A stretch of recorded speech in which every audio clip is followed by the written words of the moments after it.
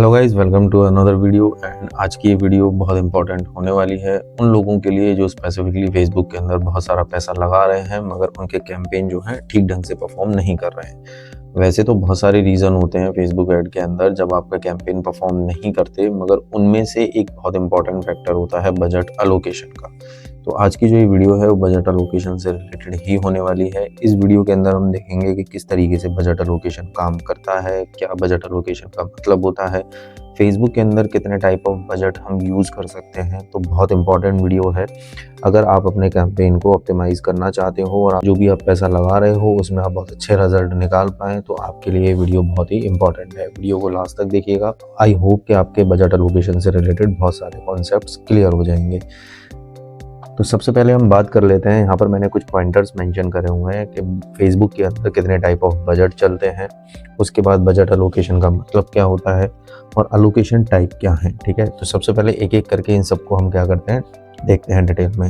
Facebook ad budget type, अगर हम बात करें फेसबुक के अंदर बजट की कितने तरीके के बजट फेसबुक के अंदर चलते हैं, तो यहाँ पर आपके दो तरीके के बजट चलते हैं फेसबुक के अंदर। सबसे पहला चलता है आपका डेली बजट एंड दूसरा चलता है आपका लाइफ टाइम बजट। अब डेली बजट को अगर मैं एक्सप्लेन करूं तो मानकर चलिए आप क्या कर रहे हैं, एक ऐड आपने चलाया और आप कहते हैं कि भाई मैं इस ऐड को क्या करूंगा 2 दिन के लिए चलाऊंगा। ठीक है, और मेरा जो पर डे का बजट होगा वो मैं फेसबुक के अंदर लगाऊंगा अपना 200 रुपये पर डे का बजट लगाऊंगा। तो जब आपका एक ऐड 2 दिन के लिए चलेगा तो इसके अंदर जो टोटल ऐड स्पेंड होगा, ठीक है, वो कितना होगा, लगभग 400 रुपये। क्यों? क्योंकि आप 200 रुपये पर डे अपने कैंपेन के अंदर डाल रहे हो। जब आप अपने ऐड को डेली बजट पे चलाते हो तो क्या करना होता है, आपको अपने ऐड के अंदर डेली पैसा डालना होता है। अगर आपने आज पैसा डाला है तो आपका जो भी अमाउंट आपने डाला है वो आपका कैंपेन रात को 12 बजे तक ख़त्म करेगा। अगर कुछ थोड़ा सा अमाउंट बच जाता है तो आप उसको नेक्स्ट डे यूज़ कर सकते हो। बाकी मैक्सिमम केस में ऐसा होता है कि जो भी आप आज पैसा लगा रहे हो, चाहे वो 100 रुपये लगा रहे हो चाहे वो 200 रुपये लगा रहे हो, फेसबुक उसको पूरे 24 घंटे के अंदर ख़त्म कर देता है। देन आपको क्या करना पड़ेगा, नेक्स्ट डे फिर दोबारा से अपने कैंपेन के अंदर पैसा डालना पड़ेगा। तो डेली बजट आपका इस तरीके से काम करेगा कि जितने नंबर ऑफ डेज के ऊपर आप अपने ऐड को रन करोगे, पर डे का आपका जो भी ऐड स्पेंड होगा उसका टोटल अमाउंट आपको जितने नंबर ऑफ डेज अपने कैंपेन को रन करोगे उसमें आपको पता लग जाएगा कि भाई मैंने अगर 5 दिन अपने कैंपेन को रन करा 200 रुपये पर डे के हिसाब से, तो मेरा 5 दिन का जो खर्चा हुआ ऐड चलाने का वो हो गया 1000 रुपये। अगर मैं 7 दिन चलाता हूँ 500 रुपये पर डे के हिसाब से, ठीक है, तो मेरा टोटल 7 दिन में जो खर्चा हुआ वो हो गया 3500 रुपये। तो बजट एक तो आपके ऊपर डिपेंड करता है, इसमें कोई ऐसी स्टैंडर्ड गाइडलाइंस नहीं है कि भाई आपको मिनिमम 500 रुपये ही लगाने हैं या 100 रुपये ही लगाने हैं।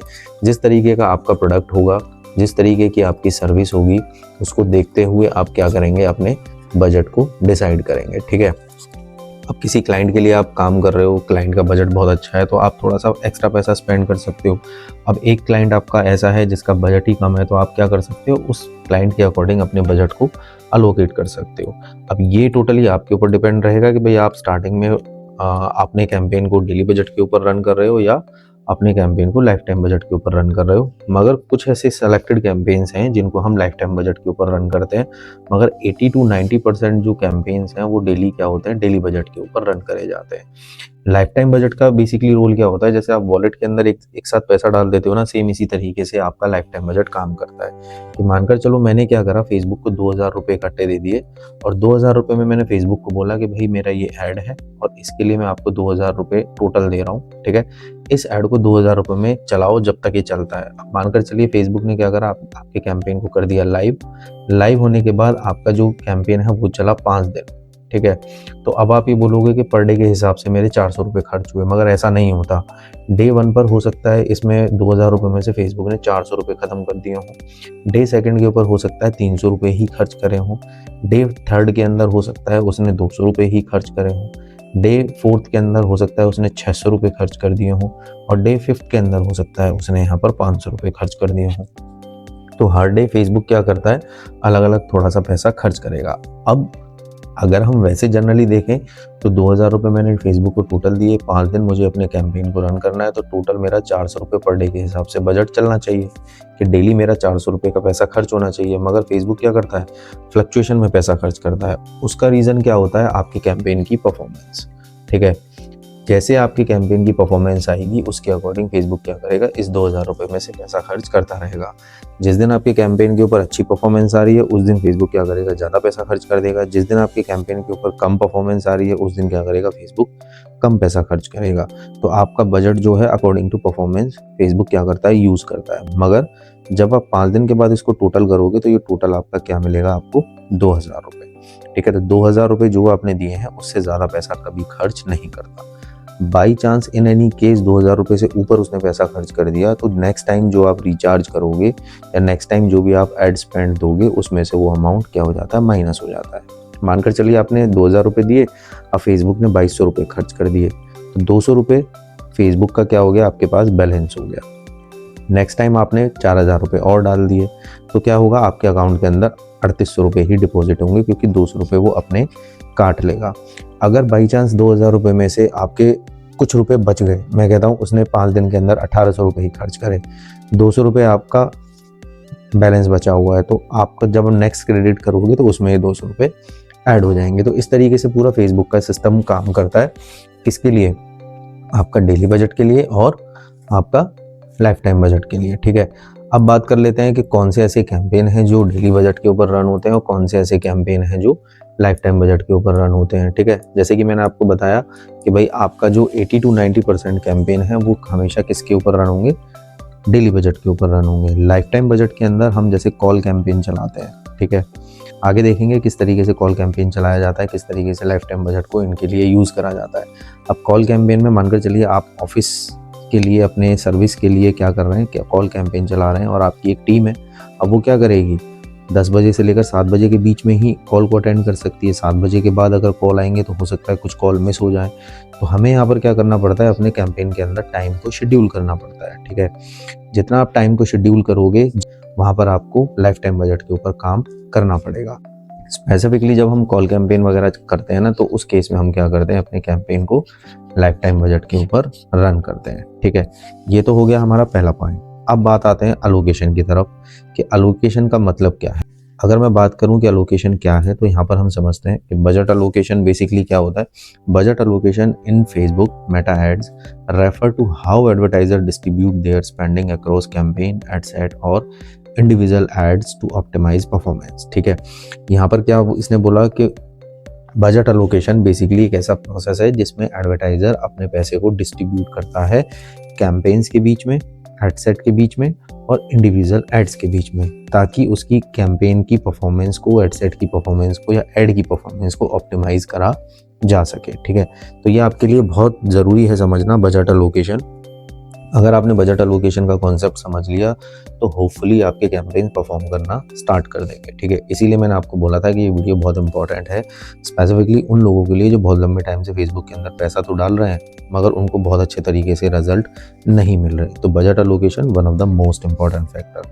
अब बात कर लेते हैं यहाँ पर कि भाई बजट अलोकेशन कितने टाइप का होता है। ठीक है, बजट अलोकेशन यहाँ पर बेसिकली क्या होता है, हमारा 2 तरीके का होता है। एक होता है हमारा कैंपेन बजट ऑप्टिमाइजेशन और एक होता है ad set budget optimization. Campaign budget जो ऑप्टिमाइजेशन नाम है इसको बोलते हैं हम CBO। ठीक है, अभी फेसबुक एड के पैनल के अंदर ये किस नाम से जाना जाता है, एडवांटेज कैंपेन बजट। ठीक है, तो जहाँ पर मैं CBO की बात कर रहा हूँ, CBO का मतलब है कैंपेन बजट ऑप्टिमाइजेशन या एडवांटेज कैंपेन बजट, और जहाँ पर मैं ABO की बात कर रहा हूँ वहाँ पर मेरा सीधा सा मतलब है एड सेट बजट ऑप्टिमाइजेशन। अब ये बेसिकली होता क्या है, कैंपेन बजट ऑप्टिमाइजेशन का सीधा सा कॉन्सेप्ट है, आप ऐसा समझो कि जो भी आप पैसा लगा रहे हो, ठीक है, मानकर चलो आप 1,000 रुपये भी लगा रहे हो तो वो आप कहाँ पर लगा रहे हो, कैंपेन लेवल के ऊपर लगा रहे हो। ठीक है, और यहाँ पर आप जो 1,000 रुपये लगा रहे हो वो एड सेट लेवल के ऊपर लगा रहे हो। ठीक है, ये मोटा मोटी एक इसके अंदर कॉन्सेप्ट चलता है। अब यहाँ पर मैंने क्या करा हुआ है, एक इमेज बनाई हुई है, उस इमेज के थ्रू मैं आपको समझाता हूँ एग्जैक्टली कब आपको कैंपेन बजट ऑप्टिमाइजेशन यूज़ करना है, कब आपको ad set budget optimization use करना है। अगर इस कॉन्सेप्ट को समझ लिया, मैक्सिमम चीज़ें आपकी अपने आप प्लेस के ऊपर फॉलो होना स्टार्ट हो जाती है। देखिए यहाँ पर जैसे आपको इमेज दिखाई दे रही है, ये क्या है, कैंपेन बजट ऑप्टिमाइजेशन CBO। ठीक है, अब इसमें होता क्या है, जैसे हमें पता है कि भाई हम फेसबुक के अंदर कैंपेन रन करते हैं ना, तो ये हमने एक कैंपेन बना लिया, इस कैंपेन के अंदर हमने 2 एड सेट बना लिए, ये हो गया एड सेट 1, ये हो गया एड सेट 2। ठीक है, और इस एड सेट में मैंने एक ऐड बना दिया और इसमें मैंने एक ऐड बना दिया। अब जो मैं पैसा लगाऊंगा वो मैं लगा रहा हूँ यहाँ पर, मानकर चलिए 1,000 रुपये मैंने यहाँ पर लगा दिया, ये है मेरा CBO। Campaign budget optimisation. अब इसमें क्या होगा, जो भी पैसा आप कैंपेन लेवल के ऊपर लगाओगे, फेसबुक क्या करता है, दोनों एड सेट को लोगों को दिखाता है, और इन दोनों एड सेट में से जो भी एड सेट आपका अच्छा परफॉर्म कर रहा होता है, उस एड सेट को 1000 रुपये में से मैक्सिमम पैसा अलॉट कर दिया जाता है। जिसकी परफॉर्मेंस बेकार होती है उस एड सेट को कम पैसा दिया जाता है। तो कहने का पर्पस ये है कि जब आप क्या करते हो, कैंपेन लेवल के ऊपर बजट लगाते हो, तो फेसबुक का जो एल्गोरिदम सिस्टम है वो एड सेट की परफॉर्मेंस के अकॉर्डिंग क्या करता है, आपके बजट को ऑप्टिमाइज करता है। ठीक है, एक होता है हमारा यहाँ पर एबीओ। जैसे मैंने बोला कि भाई आपने 1000 रुपये का बजट है टोटल, आपका टोटल एड स्पेंड है 1000 रुपये का, आपने क्या करा, एड सेट लेवल के ऊपर पैसा लगा दिया। 2 एड सेट हैं तो इस पैसे को मैंने क्या कर दिया, 50-50 डिवाइड कर दिया। 500 रुपये मैंने इसको दे दिया और 500 रुपये मैंने इसको दे दिया। तो यहाँ पर आपने क्या करा, दोनों एड सेट को बराबर बराबर अपॉर्चुनिटीज़ दे दी, सेम बजट देके। अगर आपने बजट के अंदर डिफरेंस कर दिया कि भाई 600 इसको दे दिया, 400 इसको दे दिया, तो बहुत ऑब्वियस सी बात है, इनकी परफॉर्मेंस में क्या आ जाएगा, फ़र्क आ जाएगा। तो जब भी आप एड सेट लेवल के ऊपर बजट लगाओ तो आप क्या करोगे, सेम बजट दोनों एड सेट या जितने भी आपके एड सेट है उनके अंदर रखोगे। ठीक है, और उसके बाद अब क्या होगा, ये एड सेट इस अमाउंट के अंदर इंडिविजुअली परफॉर्म करेगा, ये एड सेट इस अमाउंट के अंदर इंडिविजुअली परफॉर्म करेगा। ठीक है, फिर बाद में आप देखोगे कि भाई 500 रुपये में इसने बेहतर परफॉर्मेंस दी या 500 रुपये में इसने बेहतर परफॉर्मेंस दी। तो जब आप एड सेट लेवल के ऊपर बजट लगाते हो तो आपका जो कैंपेन है और उसके जो एड सेट हैं वो उस अमाउंट में इंडिविजुअली परफॉर्म करते हैं। ठीक है, यहाँ पर ऐसा नहीं होगा कि भाई 500 रुपये अगर ये अच्छा परफॉर्म कर रहा है तो इसके 500 रुपये में से कुछ पैसा इसको मिल जाएगा, या ये अच्छा परफॉर्म कर रहा है तो इसके 500 रुपये में से कुछ पैसा इसको मिल जाएगा, ऐसा नहीं होगा। ठीक है, जितना पैसा आपने एड सेट के अंदर दिया है वही पैसा यूज़ होगा। अगर ये एड सेट बेकार परफॉर्म कर रहा है और 500 रुपये पूरे 24 घंटे के अंदर खर्च नहीं कर पाया तो इसमें पैसा क्या हो जाएगा, बच जाएगा। और ये एड सेट आपका बहुत अच्छा परफॉर्म कर रहा है तो हो सकता है ये 500 रुपये जल्दी ख़त्म हो जाए। ठीक है, तो अब यहाँ पर बात आती है कि कब हमें कैंपेन लेवल के ऊपर बजट लगाना चाहिए, कब हमें एड सेट लेवल के ऊपर बजट लगाना चाहिए। ठीक है, तो यहाँ पर हमारा क्या हो जाता है, हमें यहाँ पर थोड़ा सा अपने लॉजिक्स वगैरह यूज़ करने पड़ते हैं। ठीक है, लॉजिक्स कैसे यूज़ करेंगे, जैसे मैंने यहाँ पर आपको क्या बताया कि भाई आपने एक कैंपेन बना लिया। ठीक है, मैंने आपको क्या बताया कि आपने यहाँ पर एक कैंपेन बना लिया, इसके अंदर 2 एड सेट बना लिए। ठीक है, और इसके अंदर एक एड सेट और बना लिया, यहाँ पर आपने एक ऐड बना दिया, एंड इसी तरीके से यहाँ पर आपने एक ऐड बना दिया। ये आपके कैंपेन का स्ट्रक्चर हो गया। इसको मैं दे देता हूँ 500 रुपये, अभी मैं एबीयू की बात कर रहा हूँ। ठीक है, और इसको मैं दे देता हूँ 500 रुपये। अब मैं क्या करना चाह रहा हूँ, मेरा एक प्रोडक्ट है, मानकर चलिए डिजिटल मार्केटिंग सर्विस ही है। ठीक है, और इसके लिए मैं क्या करना चाह रहा हूँ, फेसबुक के ऊपर ऐड रन करना चाह रहा हूँ। अब मैंने क्या करा, इसके अंदर अलग तरीके से टारगेटिंग कर रखी है। ठीक है, और इसके अंदर अलग तरीके की ऑडियंस को टारगेट कर रखा है। मैं यहाँ पर क्या करना चाह रहा हूँ, मैं यहाँ पर देखना चाह रहा हूँ कि जब मैं इस कैंपेन को रन करूँगा तो मेरी ये वाली ऑडियंस अच्छा परफॉर्म करेगी, या ये वाली टारगेटिंग अच्छा परफॉर्म करेगी, या ये वाली टारगेटिंग अच्छा परफॉर्म करेगी। ठीक है, एंड ऑफ द डे मैं देखूंगा कि 500 रुपये खर्च करके मुझे इस टारगेटिंग से अच्छे रिजल्ट मिले, या 500 रुपये खर्च करके मुझे इस टारगेटिंग से अच्छे रिजल्ट मिले।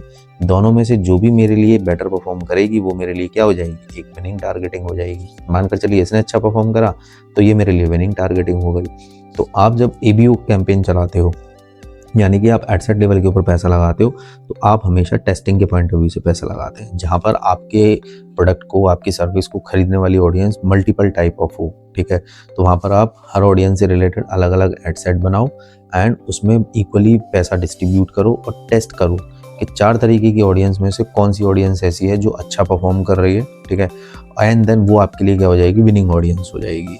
जब आपको एक विनिंग ऑडियंस मिल जाती है, फिर आप क्या करोगे, एक कैंपेन बनाओगे।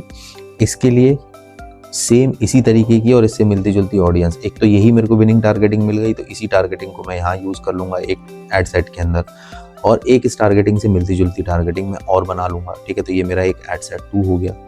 अब मैं इनको स्केल करना चाहता हूँ तो मैं क्या करूँगा, फिर लगाऊंगा कैंपेन लेवल के ऊपर बजट। ठीक है, क्योंकि मुझे पता है कि जो मैंने पहले कैंपेन रन करा था उसमें ये वाली टारगेटिंग अच्छा काम कर रही है, तो ऑटोमेटिकली इस कैंपेन की परफॉर्मेंस अच्छी आएगी। ठीक है, और इसी से मिलती जुलती नियर बाई ऑडियंस मैंने एक दूसरे एड सेट के अंदर बना ली। अब मैं क्या करूँगा, इसमें कैंपेन लेवल के ऊपर बजट लगाऊंगा। तो जब आप कैंपेन लेवल की बात करते हो या सीबीओ बजट की बात करते हो, ठीक है, तो उसमें हम क्या करते हैं, स्केलिंग के ऊपर काम करते हैं। तो आगे से कभी भी आप अपने कैंपेन को डिज़ाइन करें, पहले जब आप टेस्टिंग फेज़ में हो तो टेस्टिंग फेज़ के अंदर हमेशा आप इक्वल एड सेट के अंदर पैसा लगाइए, एबीओ कैंपेन चलाइए, उससे आपको विनिंग टारगेटिंग मिलेगी। जो टारगेटिंग आपको मिल रही है उसी टारगेटिंग को उठाकर आप एक नेक्स्ट कैंपेन बना लीजिए CBO के ऊपर, एंड देन फिर आप उसको क्या कर सकते हो, इजीली स्केल कर सकते हो। यही चीज़ यहाँ पर लिखी हुई है कि अगर मैं बात करता हूँ CBO कैंपेन की, तो CBO कैंपेन में क्या होता है, algorithm automatically shift budget to the best performing ad set to maximize overall campaign result. ठीक है, ये क्या है, सिंप्लीफाइड है, मैनेजमेंट है। ठीक है, और उसके बाद एफिशिएंट स्केलिंग के मेथड के लिए हम हमेशा क्या करेंगे, अपने CBO कैंपेन को यूज़ करेंगे। और जहाँ पर आप टेस्टिंग कर रहे होते हैं, 3 एड सेट हैं, इसमें क्या करते हैं हम, advertiser manually set and control specific budget for each individual ad set regardless of performance. ठीक है, तो यहाँ पर हमें क्या करना होता है, जितने टाइप ऑफ मेरे एड सेट हैं उनको इक्वली बजट के अकॉर्डिंग हमें रन करना होता है। एंड देन उसके बाद हम क्या करते हैं, देखते हैं कि इन तीनों एड सेट में से मेरे लिए कौन सा अच्छा काम करा। जो मेरे लिए अच्छा काम कर रहा है, जिस तरीके की मेरी ऑडियंस मेरे लिए अच्छा काम कर रही है, उसको उठाकर मैं एक कैंपेन बनाऊंगा, CBO कैंपेन, इसको मैं स्केल कर लूँगा। तो टेस्टिंग फेज में हमेशा आपको क्या रन करना है, ABO कैंपेन रन करना है, और आप जब स्केलिंग के ऊपर हो तो आपको CBO कैंपेन रन करना है। यही मेन डिफरेंस होता है बजट एलोकेशन का। ठीक है, तो आप क्या करो, अगर आपने CBO ABO के अंदर कहीं कुछ गड़बड़ी करी हुई है तो आप उसको थोड़ा सा चेंज करके देख लीजिएगा। ठीक है, होपफुली आपके कैंपेन रिजल्ट्स देना स्टार्ट कर देंगे। जिन लोगों को नहीं पता है कि CBO का मतलब क्या होता है, ABO का मतलब क्या होता है, आई होप कि आपको इस वीडियो से वो कॉन्सेप्ट क्लियर हो गया होगा। अगर फिर भी कोई डाउट है तो आप कमेंट सेक्शन में बता देना, मैं उसके ऊपर एक सेपरेट वीडियो बना दूंगा। कोई टॉपिक ऐसा है फेसबुक के अंदर जो आप समझना चाहते हो तो मैं उसके ऊपर फेसबुक के लिए एक डेडिकेटेड वीडियो बना दूंगा। आगे आने वाली वीडियो जो हमारी रहेंगी वो टारगेटिंग वगैरह से रिलेटेड रहेंगी, और वो भी डिटेल वीडियो रहेंगी। तो आई होप कि आपको इस वीडियो के अंदर सारे कॉन्सेप्ट क्लियर हुए होंगे। तो इन्हीं कॉन्सेप्ट को रिवाइज करके आप क्या कर सकते हैं, अपने कैंपेन को परफॉर्म करा सकते हैं। दोस्तों, अगर वीडियो अच्छी लगी तो वीडियो को लाइक कर दीजिए, चैनल को सब्सक्राइब कर लीजिए एंड नोटिफिकेशन बेल आइकन को प्रेस कर लीजिए, ताकि ऐसे ही यूजफुल ट्यूटोरियल आपको मिलते रहें। आज की इस वीडियो में इतना ही, मिलते हैं नेक्स्ट वीडियो में। Till then, good bye, take care.